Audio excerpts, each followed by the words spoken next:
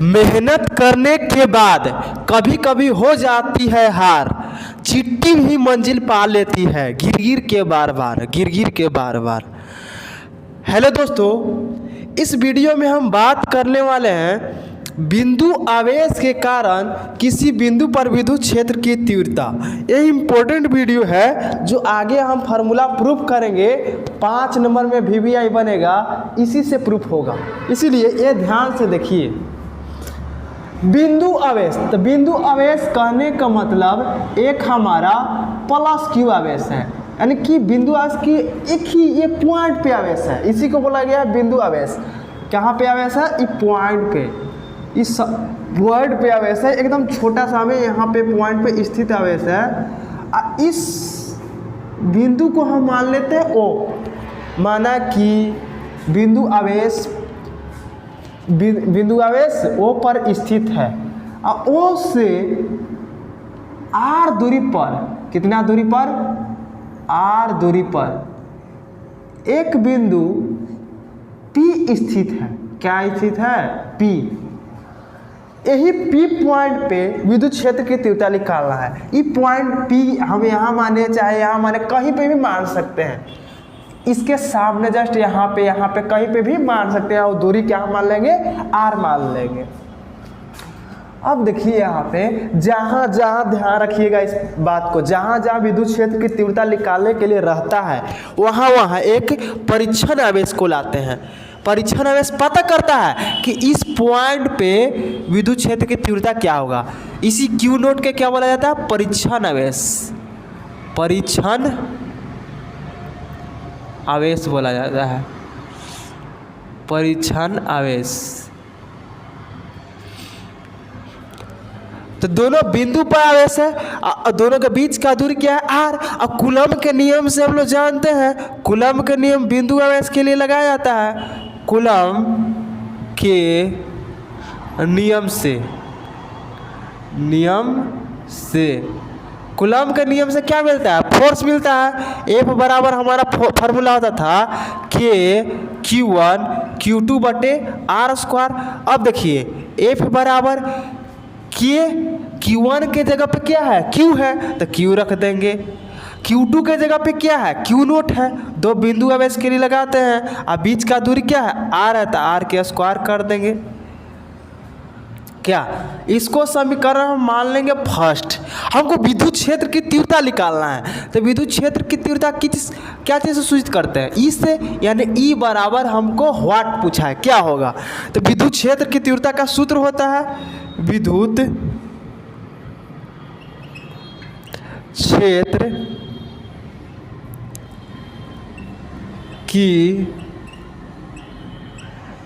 तीव्रता के सूत्र से,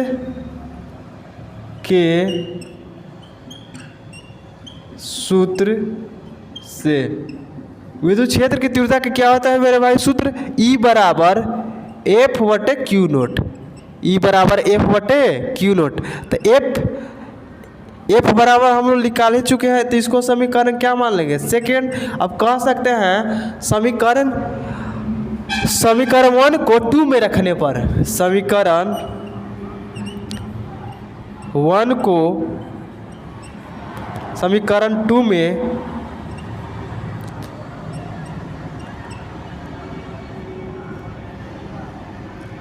रखने पर, रखिए जरा क्या होगा? E बराबर K Q नोट बटे क्या? R स्क्वायर, और बटे यहाँ क्या? Q note. Q नोट से Q नोट मर गया। E बराबर हम लोग क्या फार्मूला मिला? KQ बटे R स्क्वायर, KQ बटे R स्क्वायर, यही हमारा फार्मूला है। अब हम लोग जानते हैं कि K बराबर होता है मेरे भाई 1 बटे 4 pi epsilon note, 4 pi epsilon note. तो यहाँ पे लिख सकते हैं ऐसे, E बराबर Q बटे 4 pi epsilon note R square. ये भी हमारा सूत्र बन सकता है।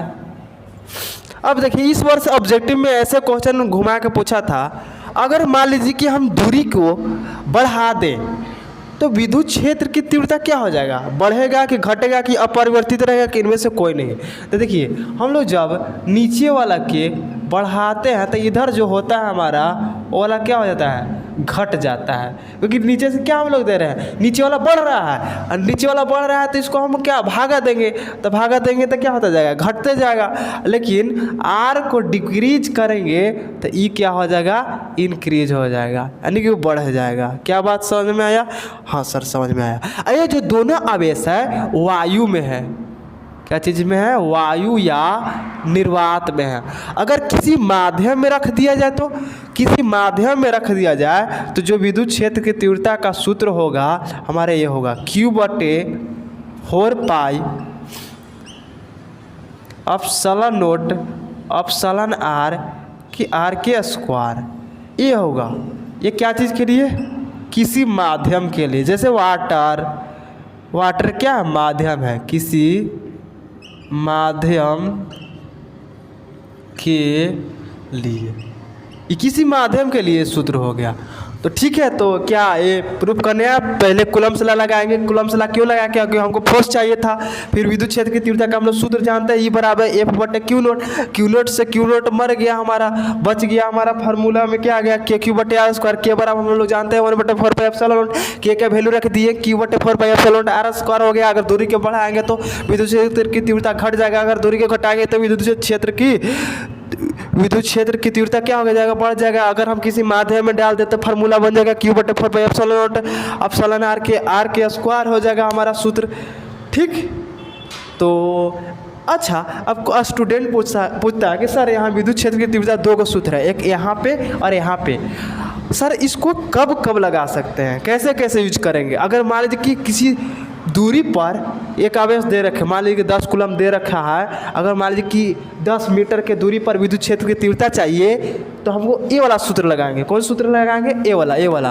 और किसी माध्यम में दे दे तो किसी माध्यम में दे दे, जैसे वाटर दे दे, वाटर में कह दे एक आवेश के कारण से वाटर में कह दे कि विद्युत क्षेत्र की तीव्रता निकालिए, दूरी दे रखे तो ये वाला लगाएंगे सूत्र। ठीक, ये वाला कब लगाएंगे, जब मान लीजिए कि हमको फोर्स मालूम रहे, किसी भी चार्ज पे, किसी भी आवेश पे 10 न्यूटन फोर्स लग रहा है तो विद्युत क्षेत्र की तीव्रता निकाल सकते हैं। फोर्स में किससे भाग दे देंगे, आवेश से, तो निकल जाएगा। ठीक, तो इस वीडियो में यहीं तक। आई होप कि ये वीडियो आपको पसंद में आया होगा, सीखे होंगे। फिर नेक्स्ट वीडियो मिलते हैं, तब तक पढ़ाई करते रहें। All the very best.